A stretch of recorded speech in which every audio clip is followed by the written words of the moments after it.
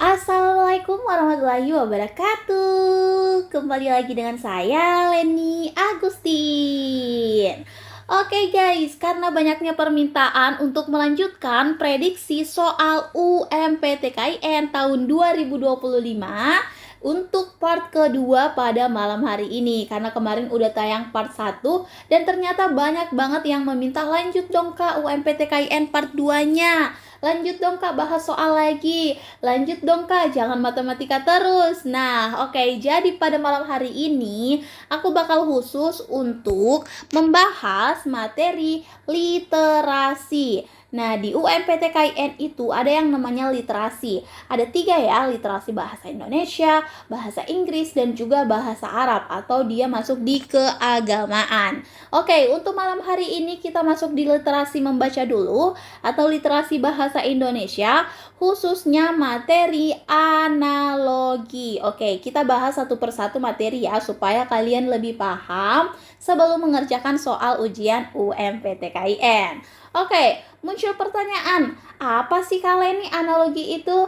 Nah, buat kalian yang sudah mengikuti tryout pertama Kak Leni, pasti sudah tidak asing ya dengan soal analogi. Karena di dalam tryout tersebut ada soal analogi yang Kak Leni masukkan. Jadi, saran Kak Leni silakan kalian mengikuti tryout supaya kalau ada ujian UMPTKIN, kalian tidak kaget lagi melihat bentuk soalnya. Oke, sebelum kita bahas soalnya, aku akan memberikan pemahaman kepada kalian terlebih dahulu apa sih analogi itu. Nah, jadi analogi adalah persamaan atau penyesuaian antara dua kata atau lebih yang berbeda. Nah, analogi ini juga itu biasa dapat diartikan sebagai kias atau kata kiasan. Nah, supaya lebih melekat di otak kalian, di pemahaman kalian, bilang aja kalau analogi ini adalah kata yang saling berhubungan atau kata yang saling berkaitan atau kata yang saling berkesinambungan. Nah, jadi kalian pahami aja analogi ini adalah kata kunci dari analogi. Oke, paham ya? Supaya kita lebih paham, langsung aja kita terapkan ke soalnya. Soal yang pertama, di sini ada jari, tanda titik 2, pegang, sama dengan titik-titik. Oke, A. Labirin oksigen, B. Bibir senyum, C. Mata lihat, D. Awan hujan, dan E. Trombosit luka. Nah, seperti yang aku bilang tadi, kalau analogi itu adalah kata yang berhubungan atau berkaitan. Jadi, kalau kalian nih ya, mau kasih trik ke kalian nih untuk anak-anak kalian nih yang mau ikut ujian UMPTKIN, kalian harus bisa mengefisienkan waktu sedemikian mungkin. Karena kalau ujian UMPTKIN itu kan ada waktu yang terbatas ya. Jadi triknya adalah kalian mencari kata-kata yang bisa menyambungkan kata satu dengan kata kedua, yaitu jari dan pegang. Kira-kira kata apa ya yang bisa menyambungkan? Nah, kita coba jari berfungsi untuk memegang. Oke, atau jari fungsinya adalah memegang. Nah, jadi kita pakai kata fungsi. Oke, ini kata yang bisa kita sambungkan. Nah, kita lihat di option apa kata-kata yang saling berkaitan dengan memakai kata fungsi. Oke, kita lihat option A dulu. Labirin oksigen. Labirin fungsinya oksigen. No, salah ya. Tidak berkaitan sama sekali. Tidak nyambung. Oke, bagian B. Bibir fungsinya senyum. Bener ya, kita checklist dulu. Mata fungsinya melihat. Benar juga, kita checklist dulu. Nanti kita pilih yang paling tepat. Awan fungsinya hujan. No, bukan ya. Bukan fungsi. Trombosit fungsinya luka. No, sama sekali tidak nyambung. Oke, jadi kita melihat opsi antara B dengan C. Kita lihat dulu B, bibir fungsinya senyum. Nah, seperti yang kita tahu bahwa bibir itu fungsinya bukan hanya senyum, bisa saja bersedih atau tertawa, bibir juga bisa berbicara, makan, dan lain-lain ya. Jadi bagian B kurang tepat. Nah, bagian C, mata fungsinya melihat. Oke, apalagi fungsi mata selain melihat? Tidak ada kan? Nah, jadi jawaban yang paling tepat adalah C. Mata fungsinya melihat, begitupun dengan soalnya. Jari berfungsi untuk memegang sesuatu. Oke, jadi kuncinya adalah kalian mencari kata kata yang saling berkaitan dengan soalnya, kemudian kalian cari di optionnya yang paling benar dan yang paling mendekati kebenaran tersebut. Oke, jadi jawaban nomor 1 adalah C. Oke, next ya, kita ke soal nomor 2. Ini aku zoom dulu supaya lebih jelas ya soalnya. Nah, nomor 2, di sini ada kata rambut, uban, dan cat rambut. Oke, kita pikirkan dulu kata-kata apa sih yang bisa kita ambil sehingga ketiga kata ini bisa saling berhubungan, saling berkaitan, dan saling berkesinambungan. Oke, bentar ya. Rambut, uban, cat rambut. Kayaknya rambut bisa diatasi tidak. Oh, rambut yang beruban bisa diatasi dengan memakai cat rambut. Oke, jadi kata yang kita ambil bisa diatasi. Oke. Rambut yang beruban. Oke, kita pakai kata yang dulu pertama. Rambut yang beruban bisa diatasi dengan cat rambut. Oke, masuk akal ya. Kalau misalnya tidak ada option yang benar, nanti kita ganti kata kuncinya sampai kita menemukan jawaban yang benar-benar paling berkaitan gitu. Oke, kita lihat dulu bagian A. Bocor ban bengkel. Bocor yang ban bisa diatasi bengkel. No, sama sekali tidak masuk akal ya. Seharusnya ban yang bocor bisa diatasi dengan bengkel. Jadi terbalik. Jadi ini salah ya. Bagian B, ulangan murid guru. Ulangan yang murid bisa diatasi guru. No, sama sekali tidak masuk akal. C, badan yang gemuk bisa diatasi dengan olahraga. Masuk akal ya, ini kita checklist dulu deh bagian C. D, kos kaki yang sepatu bisa diatasi sepasang. No, itu kayak kalau memang sudah tidak nyambung bahasanya, itu kalian langsung coret aja ya, alias tidak benar. E, petani yang padi bisa diatasi sawah. No. Oke, di sini paling kentara ya jawabannya. Yang paling nyambung bahasanya adalah bagian C. Oke, kita ulangi dulu kata-kata yang berkaitan. Rambut yang beruban bisa diatasi dengan cat rambut. Oke, benar ya. Kemudian analoginya atau yang saling berkaitan yaitu badan yang gemuk bisa diatasi dengan berolahraga. Oke, gampang banget kan? Pokoknya kalau kita udah mendapat kata kuncinya seperti ini, ya itu sudah mudah ya. Oke, jadi jawaban yang benar adalah bagian C. Nah, next lagi ke soal nomor 3. Coba kalian pause dulu deh videonya. Coba kalian jawab sendiri dulu. Apakah kalian sudah terlatih mengerjakan soal analogi?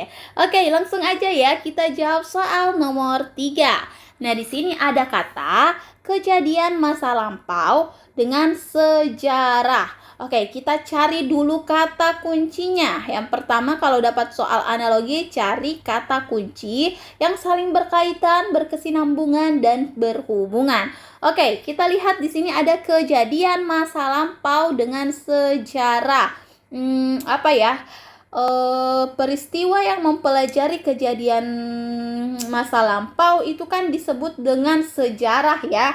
Nah, ilmu yang mempelajari. Maaf ya guys, tulisannya agak tidak rapi karena ini pakai tab. Coba kalau pakai pulpen ya mungkin sama aja. Oke, kembali ke soalnya. Ilmu yang mempelajari kejadian masa lampau dinamakan atau disebut sejarah. Oke, kita pakai dua kata ini ya. Kita coba di option-optionnya. A, masa depan. Ilmu yang mempelajari masa depan dinamakan pernikahan. No, bukan ilmu ya itu. Ilmu yang mempelajari makhluk hidup dinamakan biologi. Ilmu yang mempelajari makhluk hidup disebut biologi. Oke lah ya, kita checklist dulu. Tapi kalau misalnya ada yang lebih tepat nanti ya kita ganti. Bagian C, ilmu yang mempelajari kenangan adalah bahagia. No, sama sekali tidak. Ilmu yang mempelajari masa depan adalah kematian. Bukan ya, bukan ilmu ini. Ilmu yang mempelajari duka dinamakan sedih. No, sama sekali tidak masuk akal. Oke, jadi jawaban yang paling benar adalah bagian B. Ilmu yang mempelajari tentang makhluk hidup itu disebut dengan biologi. Begitupun dengan soalnya, kejadian masa lampau, ilmu yang mempelajari tentang kejadian masa lampau disebut sejarah. Oke, jadi kata kunci sebenarnya di sini adalah ilmu ya. Ada sejarah dengan biologi. Kalau misalnya kalian sudah paham betul analogi, pasti kalian langsung dapat bagian B. Kenapa? Karena mata pelajaran sejarah biologi. Nah, langsung nih bagian B karena option yang lain tidak ada mata pelajarannya. Oke, jadi semoga kalian paham ya maksud kalian nih. Oke, jadi jawaban yang benar nomor 3 adalah bagian B. Oke, next teman-teman, ke soal nomor 4. Ini adalah soal terakhir ya dari video ini. Kalau misalnya kalian suka video aku seperti ini, tolong banget komentar di bawah untuk memberikan semangat lanjut ke part yang ketiga ya. Supaya aku tahu kalau misalnya kalian membutuhkan video seperti ini. Dan kalian juga boleh request kalian mau video mata pelajaran apa, bahasa Indonesia, bahasa Inggris, matematika, atau keagamaan, boleh banget. Atau kalian punya soalnya dan tidak bisa jawab, kalian boleh langsung kirim di WhatsApp aku aja 088247854631. Oke, langsung aja ya. Ini adalah soal terakhir nomor 4. Oke, di sini kita lumayan banyak ya kata-kata yang diberikan. Yang pertama diabetes, yang kedua gula darah, dan titik-titik, oke, sama dengan titik-titik, titik-titik, dan rendah. Oke, jadi di sini banyak kata-kata yang harus kita isi. Nah, kita lihat dulu untuk kalimat yang pertama. Ada diabetes, gula darah, dan apa nih di sini titik-titik. Oke, kita mencari dulu kata kunci. Diabetes, gula darah, titik-titik. Diabetes itu kan merupakan penyakit yang ditandai dengan kadar gula darah yang tinggi ya kalau diabetes. Oke, benar ya. Diabetes itu adalah penyakit yang ditandai dengan kadar gula darah yang tinggi, oke? Nah, benar ya, kadar. Di sini kasih kadar ya supaya lebih lengkap nih. Diabetes ditandai dengan kadar gula darah yang tinggi. Nah, kita lihat dulu option apa yang ada kata tingginya. Oke, bagian A tidak ada, berarti kita sudah bisa coret bagian A. Bagian B tidak ada kata tinggi, bagian C ada, bagian D juga ada, bagian E tidak ada kata tinggi. Oke, jadi di sini kita akan memberikan jawaban antara bagian C atau bagian D. Nah, kita lihat analoginya. Katanya titik-titik, titik-titik, dan rendah. Oke, kita cari penyakit yang ditandai dengan tekanan darah yang rendah. Oke, penyakit apa itu? Penyakit hipotensi. Oke, benar ya. Hipotensi ditandai dengan kadar gula darah yang rendah atau tekanan darah yang rendah ya, hipotensi. Nah, di bagian C ini tidak ada kata hipotensi, berarti salah. Yang benar adalah bagian D. Oke, semoga paham ya. Jadi kata-katanya gini, diabetes, bentar-bentar kita ubah dulu deh warnanya supaya kentara ya. Jadi kata-katanya seperti ini. Diabetes ditandai dengan kadar gula darah yang tinggi.